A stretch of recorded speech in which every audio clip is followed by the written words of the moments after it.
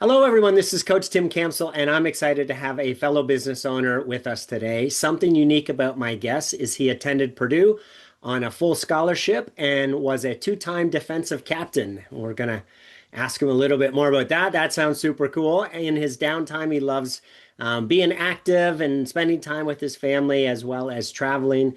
And he's most proud of course, his family, but also the company that he's built and the team that he's been able to attract that has made the company such a success. It is my pleasure to welcome Jason to the show today. Hey, Jason. Hey, how are you? I'm great, thanks. Well, hey, Good. before we jump into the little bit about your business and stuff, let's start with having you just tell us a little bit about yourself. So, your full name and a bit of your personal story, Yeah, like where you were born and all that fun stuff. sure. Yeah, yep. Jason Werner. And I'm actually born and raised here on the south side of Indianapolis. I was fortunate enough to go up to Purdue University to do a lot of my education work. I did live up on the north side or work up on the north side of Indianapolis for a while. And then, fortunately, was able to come back to where I'm from. And kind of that's where we started our company. It's my wife and I got married. We started our family. Blessed to have three young boys, all within a pretty close age range. I got a 4-year-old about to be 5 named Landon. I got a 2-year-old about to be 3 named Leo. And we actually just had our third named Leighton. That's about 3 months old now. So Congrats. yeah. So and my wife's side is from here as well. And they actually all moved down to Tampa over the last 10 years. So we have half our family here, half our family in Florida, and been kind of chugging along ever since. Wonderful. So tell me about your sports career. So I grew up playing almost everything, to be honest with you. So when people would say, "Hey, what's your favorite sport?" It was honestly whatever sport you were playing at that time. Was fortunate to go to a school that had a good football team. Things worked out that way. I always told myself I was a basketball player, but I was definitely more of a football player uh, for a passion perspective. But like I said, I was able to go up and play collegiately at Purdue University, which was an awesome experience. I loved Purdue for all that it offered. Not only is the football experience great, but the academic side and the contacts you make there were just second to none. But yeah, I was fortunate to try everything at a time where you could play 4 sports, and Uh-huh. it stays with you. And I kind of miss even having that competitive edge because about my age, all I play is golf. So Wonderful. Well, thanks for sharing. yeah. So, is there a funny story that your family likes to tell about you that you'd be willing to divulge today? So I'm sure there's a number of stories, honestly, nothing off the top of my head, but I would say, I'm still very close with my family. I would say my sister is a very smart academic person, but she's also a very good athlete as well. I always joke that I was the black sheep due to my energy and goofy set of friends, but again, it's more in a joke. My parents, they're wonderful. My sister's amazing. I think I'm fortunate to still be able to see and hang out with them all the time. But I'm sure I could get into a lot of stories, but not off the top of my head. I'm gonna have to reach out to your sister. I bet you she'll tell us one. They could. Again, their versions are probably different than my version, but that's okay. So, Jason, tell us, how did the business come about, and at what point did you have the confidence that you could run your own business? Interesting. So, I went when I was at school, I always knew I wanted to be in some form of finance or business. But if you would have asked me while I was actually attending school or kind of developing, kind of to pursue a career, I don't think I would be able to tell you exactly what it would be. But I did have an idea. I wanted to run, a business of my own. And I did want to be in the world of either advisory or finance of some sort. Okay. Um, for good or bad, I was injured a couple times while playing at Purdue, but the good that came out of that was I was able to do a little bit more of, an academic pursuit, and even take on a job or two here. They're thinking, hey, this football thing probably or won't work out, but to kind of flip your mind and think, hey, I'm using the sport now to develop my career, like academically. I was fortunate to shadow an advisor up there in Lafayette, actually, that I felt this was the first taste of seeing how someone runs an office. And I Mm. thought Oh, the yeah. schedule, the team, I really liked it. The brand was built around them, that whole product process thing. I still thought it was a good idea, though, when I went into the business. Hey, I want to try being an advisor. I want to get into the idea of maybe portfolio management at some point in Okay. time. Yeah. The smart idea to get training and to develop that, I thought would be go to a big, large established company, which I did Yes. start off at Prudential up in Castleton on the north side of Indianapolis. Phenomenal experience. And the best part I think about that, even though I knew that wasn't the long-term plan, I think that year and a half to 2 years that I was there, to be able to be around other people that have lasted in that business that were, Yeah. pinnacle estate planners or really known, 20-year advisors with a lot of clients, to be able to shadow and be around them and learn a lot was huge. But the combo of seeing what that advisor did up in Lafayette and the content that I learned there at Prudential, it was a matter of time. I just didn't know how to launch. Mm. Probably what someone will talk about. I did get a big break from another advisor here in Indianapolis that kind of helped me launch independently, which gave me that platform. But I did know right there in 2011 or 12, I thought, however I can get there, I think I want to run my own company eventually. So in the first 2 years, I knew it. It was just about how to get it done. Yeah, yeah, that's awesome. So tell us a little bit more about your company. What's the name? What do you guys do? How do Yeah. you help people? Yeah. Our company is a Werner Financial, and we are an RIA, so we're an independent agency here in Indianapolis. It started off, I did for the first couple of years of independent practice, I did work with a broker dealer. So you have the back office help, a little Okay. bit more support. But over time, I knew as long as I could find the right staff, which was a whole challenge in itself when you're a business owner, right? When you start adding and who do you add? How do you do it? Yes. Kind of the risk to do that, even though you know it's the thing you need to do, but how do you do it? Essentially to that point, I didn't know how to facilitate until I found the right people where we decided to go ahead and launch into an RIA, which now we house, 7 people here in our office. We do, we say financial advisory. There's a lot of pieces that we offer. And I call them verticals. I said we first started off with some portfolio management, Mhm. retirement planning, income planning, estate planning. And then you start to add pieces of that are important with either you partner with CPAs and tax filing, tax lawyers, and adding some tax strategy for business owners, Mhm. bookkeeping services, and insurance providing. So it's really, really neat to see over the last 8 to 10 years how, we might have done 2 or 3 of those things 10, 12 years ago, where it's really branched to be more of a encompassing piece. Yeah, And that still comes down to, having the right people with you. absolutely. So is it similar to the concept of a family office where you're providing all of the different needs of a Yeah. client? Yeah, great point. It's modeled somewhat after that. I know with a family office designation, you get into net worth and certain services of Sure. that piece. But yeah, essentially the whole goal was if someone's going to come in here and we're going to be advising from a holistic approach, say, Yeah. well, how are my funds doing? How are they growing? What's the game plan with them? If I need them, what do I do? Accumulation phase or distribution phase, what am I Yeah. doing? And Right. then people say, well, I'm really liking, how this process is going. And we talked about, hey, how the tax implications happening. Hey, can I get my taxes done here? So then it came into, well, of course, we need to have that branch as well. Sure. Working with a business owner and subjecting ideas for tax planning, you need to have the backing with CPAs and lawyers and Right. other professionals to say, hey, it's not just me regurgitating this information and showing you this. We also have the professionals on board to kind of say, hey, yeah, this is correct. Here's how you do it. So that's kind of navigated over time as those needs came about. But I Yeah. am proud to say now those things are available where, 7, 8 years ago, we just didn't have the partners yet. Sure. Sure. Yeah. You said you used 3 letters. You said we used to be a broker network and now we're a what? Was that? Yeah, RIA. So it's an independent practice where we do not, we in-house, we have our own compliance officer. Okay. So we're an independent agency essentially. Okay. Yeah. So, and early on, there's a big, conversation of do you go that route of being that registered independence, or do you stay an independent individual that you hire essentially a third party back office that Right. will do your compliance? You have to follow their rules, their Sure. paperwork, their Sure. name is essentially on your paperwork. There is obviously risk and to doing it yourself.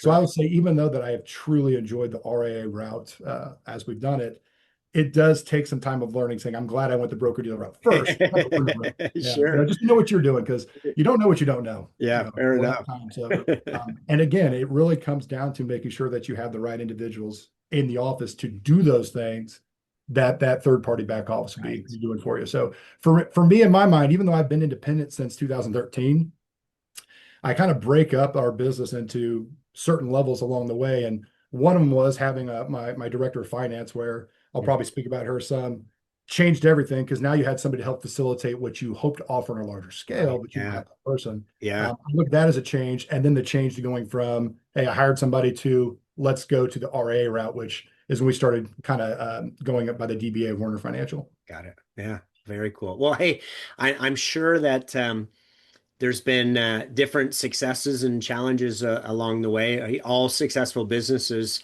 typically get stuck at various points of their growth journey. So tell us about one of your biggest challenges and Sure. as part of your growth and someone who came Sure. alongside you and helped you through it. Great point. Well, there's a number. I mean, I honestly, to keep it in context here, you could break it up into, how do I get off the ground even as a young advisor? That from the very beginning, Mm. I make a joke of it now, but at the time, it also wasn't very funny when you're 23, 24, trying to build a book of business. I even say it when you're that young, you could know a whole plethora of information in the financial world that's going to help somebody. But that's still a massive bridge, I feel like, to cross from a trust perspective when you're Right, 63, 64, saying you right. were just fresh out of school. How much experience do you have? You Sure. can still be a wealth of information, but that's a challenge. So that is a very strong challenge to have to come over and say, I'm going to build a book of business at a young age. Yeah. You perceived difference in this role the older that you get. So that was a Right, challenge. right. Yeah. Yeah. So then as you start to build, hey, I have a product to offer, what process can you implement to make sure that you grow if you want to grow? Because Hmm. as any business owner would say, growing pains are a real thing, right? You don't want to give up any of that quality of service just because you wanted to get bigger, Yeah. right? You can't, have got to be just as accessible, and you have to be able to meet with all the individuals. You Yeah. can't just say, hey, call me once a year, see you later, right? It doesn't work like that. So not only getting off the ground and building, I would say anybody in our industry, if you are that advisor that's building the book and the forward facing individual, it is a challenge to get to a point where you feel like, hey, I can make it, Yeah. right? And not only make it, but thrive into it. Yeah. To keep developing, a product that is different. I'm sure you've lived in different cities before. I'm sure you can say there's a number of advisors in any Sure. city that you live in. Sure. What are the differences, right? What makes them different? What do you offer that's simply more valuable than the next? That's a challenge. Yeah. And then if you want more people to experience that, how do you grow your business? Mm. Yeah. Yeah. Fair enough. So when you're actually, you know what? I'm just going to put you on the spot. Sure. It is possible. I'm going to ask you to pick three people Sure. throughout your business journey that you're most thankful and grateful for them being there to help you with your business's growth. So who are Sure. those three people and how they help you? So, I give a lot of thought to things. So when I think about that, I honestly could probably give you a 10 honorable mentions for sure. I've had it, but I do think there's a pivotal three, essentially, maybe five, but pivotal three things that, you could easily say, hey, my first, manager, wow, they taught me everything. Or hey, the first two, great advisors that you had the chance to work alongside really showed me how to do this. Sure. Those obviously, even my own father, who has always been an amazing sounding board and friend Mhm. to me. Not only, he always played the dad role, but what an ability to always also be a great advice giver and somebody, and tough love and all that kind of Yeah. stuff along the way. That Uh-huh. hey, that kind of pushed me into being like, hey, go take your lumps and do this. But for me, I would say the first challenge was always, how do you become independent? Mm. If you don't mind, there's a story that goes along with this. Yeah, of course. There was a man named George McGinsey that was an independent agent here in Indianapolis. He'd been in the practice independently for a very long time. I have known who he was, but right, I did not know him. Okay. So my father is actually a referee. When he retired, he decided, hey, he's been in sports his whole life, wanted to give back. He became a ref, and he was reffing a basketball game, and his partner was sick one day. And his partner's like, I can't make it. My dad's like, hey, come ref with me. I was working at Prudential, getting by, and he's like, hey, it's good for you. Come out. And he's like, I need some help. Come ref with me. I'm like, Uh-huh. I'm not a ref. You figure it out. End up George was the coach of one of the teams, maybe a seventh grade basketball team, something like Okay. Yeah. that. He recognized me. We kind of hit off a little bit. He's like, hey, let's get a cup of coffee. He wanted to talk about something completely different, which it launched into a conversation. He was an independent agent that had his own office Yeah. that would allow young agents of his to help facilitate and manage some of his larger client base, which is all throughout the Midwest. Okay. Um, he gave me an opportunity to come say, hey, if you ever want to work independent, you can use our office, build your book. And if you don't Oh, mind wow. working, I have agents that I know all throughout the Midwest that have clients that need service. So if you're willing Okay. to go see them, you can make a living by going around and helping us do that while you build your book here in Oh, Indianapolis. wow. Game changer, right? So I was look back and think there is no way I would even know how or when I would have launched independently Sure. if that launching platform. And then for 3 years, I was able to kind of learn how to be independent Yeah.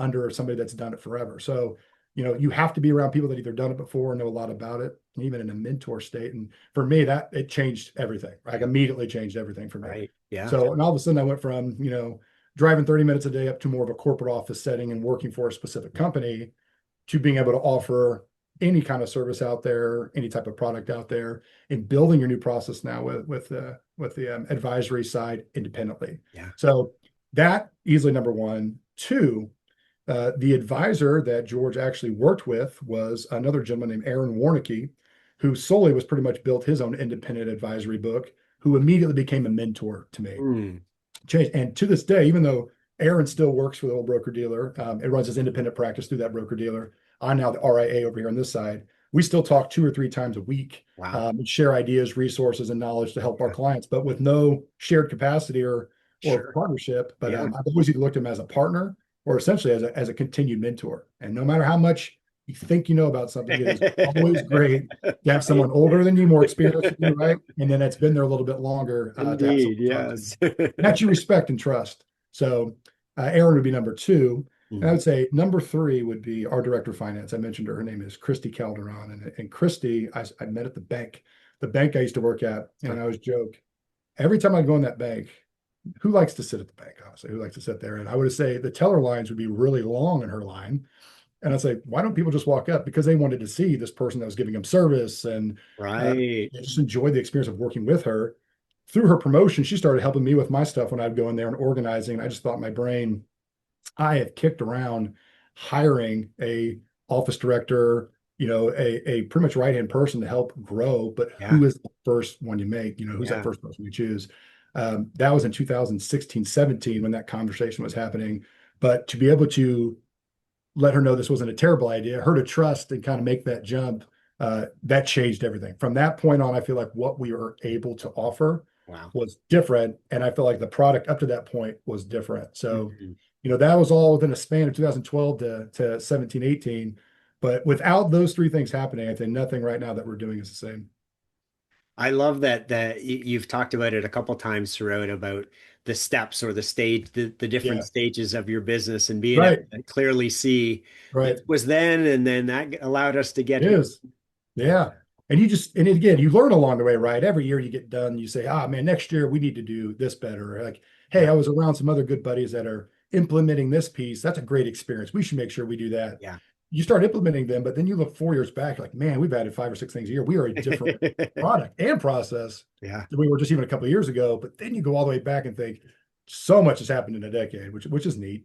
It is. Yeah. I one of the things I recommend to our clients is a win board, right? Sure. Which is just a collection of wins over time that Yeah. right there you can do what you just said, right? You can reflect back on, wow, like we've actually accomplished a ton.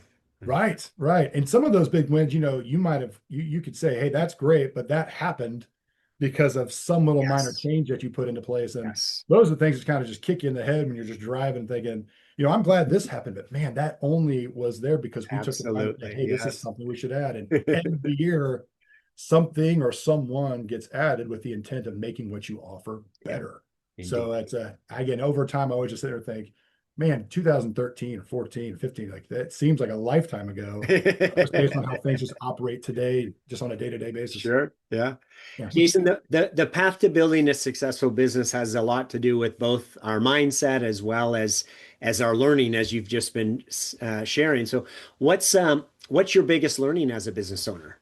Yeah, there's a lot. I mean, I think that, being a business owner too, it's a personality. I don't think, it's for everybody. I mean, there's Mm, definitely goods and there's bads. I mean, for me, I feel like there's a lot more goods than there are bads, but I also think maybe my personality kind of also helps make that piece. sure. Um, I think you need to understand, surround yourself either with resources or people or staff that to help you with maybe what you're not great at. Mm, It's very hard to be great or excel at every single piece of being right. a business owner, right? Yes. Uh-huh. Um, I know a lot of people that are talented in their industry, and you just think, man, if they were paired with that other person, they could be this or Yeah. that Yeah. because but they have the product, but maybe that process is lacking.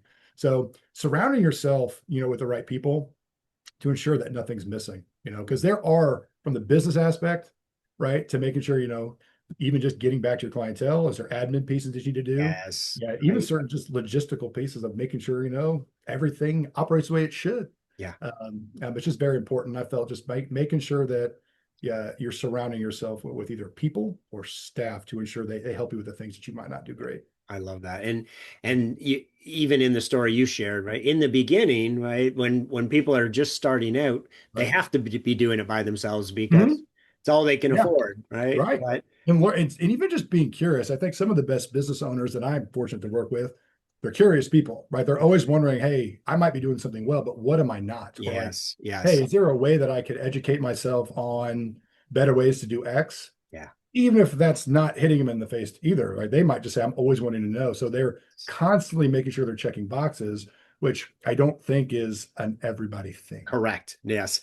So the people that are curious, always wondering, even now, I said, if there's ever, resources thing, is this operating the best that it possibly can?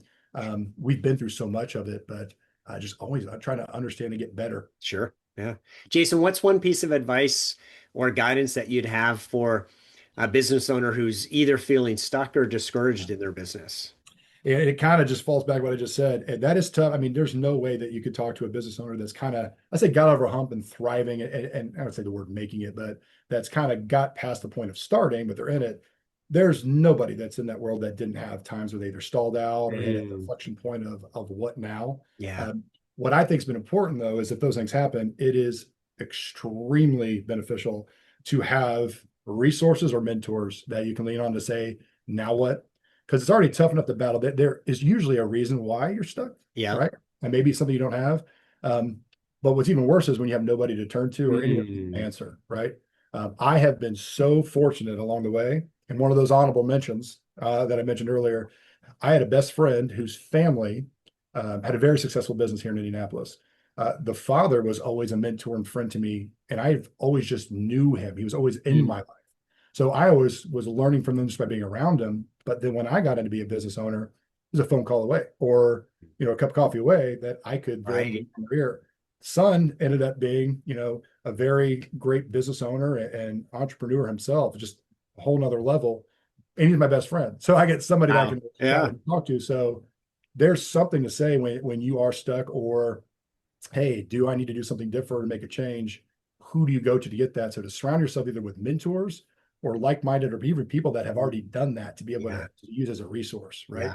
Yeah. So that Absolutely. was always something I felt like I've had. And when you sit and think about it, I think I also don't think you get over those humps if you don't have someone there, Mm, or in a difficult manner, it'd be a little more yeah. difficult to do so. Yeah. Yeah. Well, good segue because as you think over the next year, right, where's an area that you guys are either currently stuck or a challenge Sure. you have to sort through to Yeah. get your long-term goals? Yeah. I hate the cheesy term growing pains because I think it's a it's a buzzword or whatnot. Uh-huh.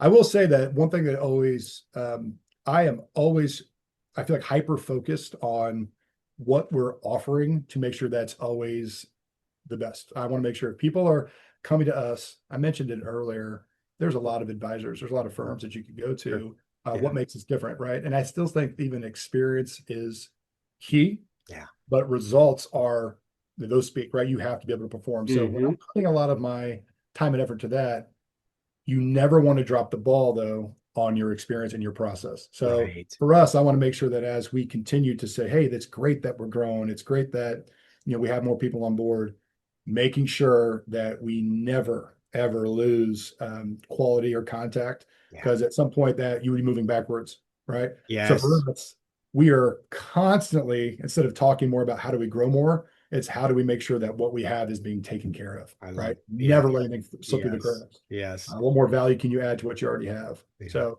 that's a constant conversation in us, and then going to next year, it's almost like, hey, quality wise, what can we do? Yeah. Well, and it is a constant rub because right, one of the ways we say what you just said is that retention Yeah, equals results right. plus relationships, Well right? done. Yep, And so absolutely. if you're continuing to grow, right, you always have to have the eye on, are we still delivering the, right? Are we still Sure. giving the same quality that Right. we did when we were smaller that Right. allowed us to be able to grow, right?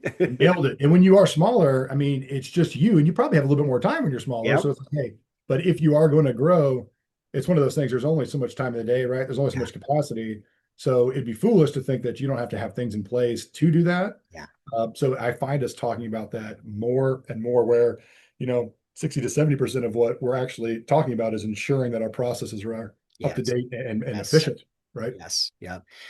There's you've mentioned breaking points or pivot points a Yeah, couple of times. There's a pivot point too with growing businesses where at some point the business outgrows the owner's capacity, right, right? And right. that they can no longer just get by with the hustle and grind, right? Right. They've got to focus on now scaling, right? Which It is a is. And that, different skill it, set, right? yeah. And if we're making this, without being too universal, one real personal thing for us is, one of our, I think it makes us different is when we put together portfolios, they are put together by myself, right? And our team. We do not use third parties. We have access to third parties, Sure. but essentially most of the portfolios that individuals are in are picked in-house, as well as the strategies. Yeah. So when you're thinking about growing and assuming how many people can you actually sit in front of and manage Yes. them, it's impossible to, accumulate at a certain scale the way that you do it 5 years Yes. ago, the way that Yes. you do it if you double that number, where it's Yes. if you want to keep up that same process, or even I keep saying process and product, if you want to keep that up,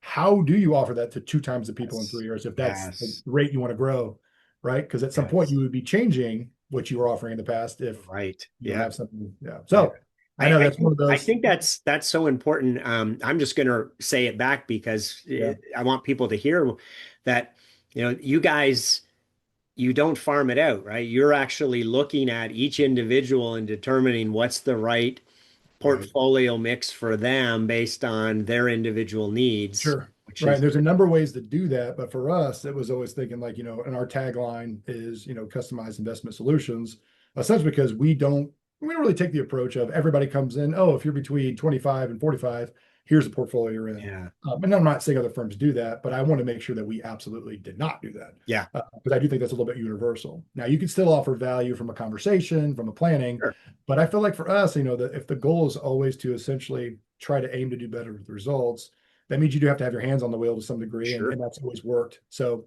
if yeah, that's going to continue, and individuals, they want access and communication. yes, And we can't say, yes. hey, you can be a client of ours, but we don't get to talk. Like you can't. So you have to make sure that your plan and your office and operation can handle it. Yeah, Yeah. yeah. So Last question, Jason. Jim please, Rohn, one of his famous quotes is, "We become the average of the five people that we spend the love most it. time with." Yep. So you've talked about it a little bit, but as you reflect on that quote, Yep. what advice do you have for business owners who are feeling overwhelmed and trying to do it all on their own? Sure. I love that quote. And I think there's other individuals that have said it too. By surrounding yourself with other individuals that are aspiring to either do what you've done or have done it, right? Mm. I think there's another one that's saying, if you're the smartest person in the room, you're in the Yeah, wrong room, right? yeah, Kind of thing.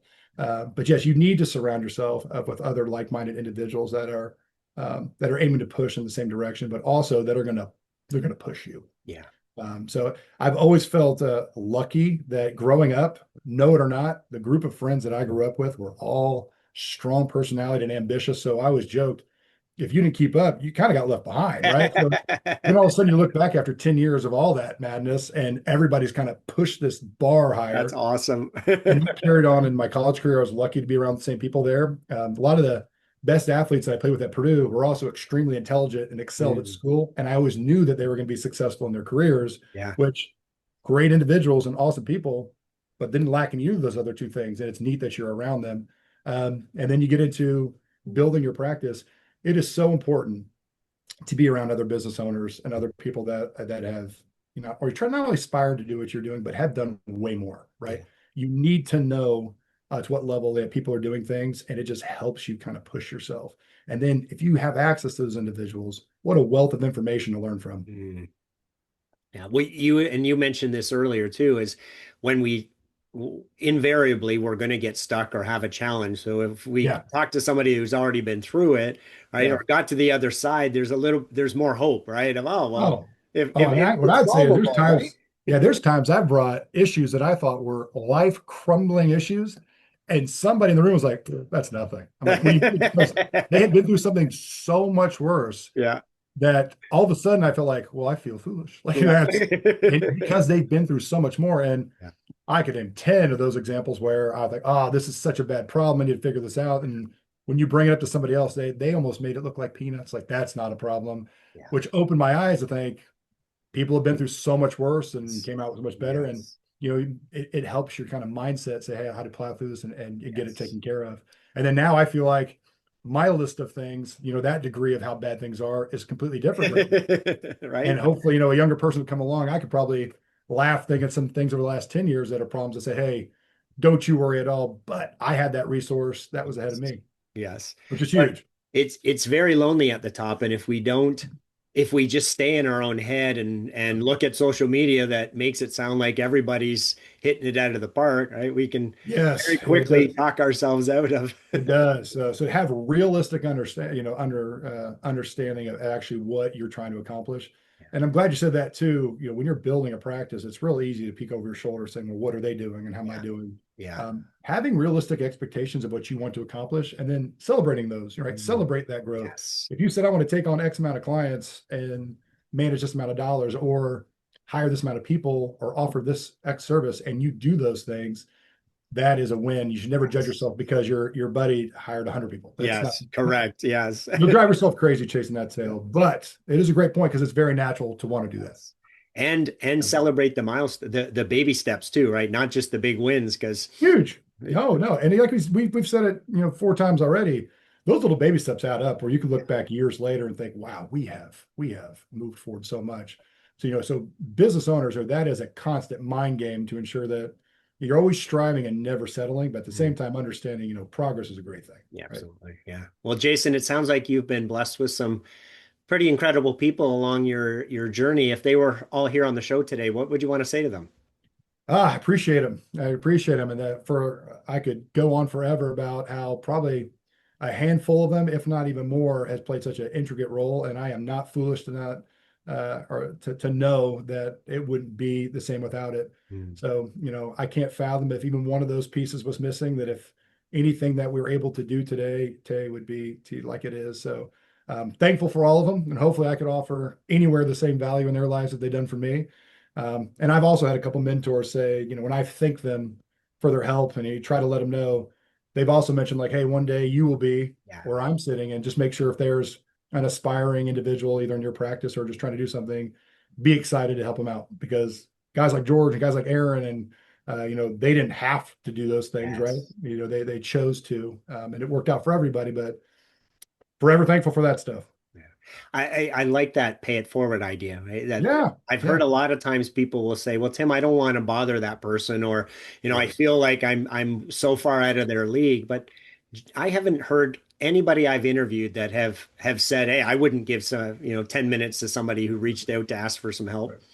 Well, and depending the person, it's funny because anytime that's happened to me, those individuals are almost excited because you could tell they're actually grateful for their own path. Uh-huh. They have essentially got to this pinnacle or point that maybe they thought they would ever get to or not, but they are. Yes. And when a person looks up to them and is excited to say, "Hey, could you offer anything to me?" They're usually excited. Right? Yes. It's really not ever a daunting task. They're always like, "Oh, I would love to." They want to share Yes. stuff, especially if they Yeah. like it. It's So, almost it's a compliment, right? Like, wow, it someone is. wants me to share my wisdom with them. That's pretty cool. In business, though, there's so much risk, right? So there's no guarantee that you're actually going to get to where you want to be. So when people do, I think they look at somebody and say, oh, and everybody, and I'm big sure you could, and I'm sure everybody you've talked to, everybody could reach in their past and find people that say, gosh, if they did not do that. So when you do get the opportunity, I feel most individuals are excited to offer that. Indeed. Jason, it's been a pleasure speaking with you Oh, today. Thanks for being on the show. thank you. I really appreciate it. Thanks for having me on. It's a blast. Thanks for listening to the Self-Made is a Myth show. Please help spread this movement by liking and subscribing to our show and following us on Facebook and LinkedIn. To join our movement, go to bemadtogether.com. Okay, folks, that's a wrap. Please pay it forward and be sure to tune in next time to the Self-Made is a Myth podcast.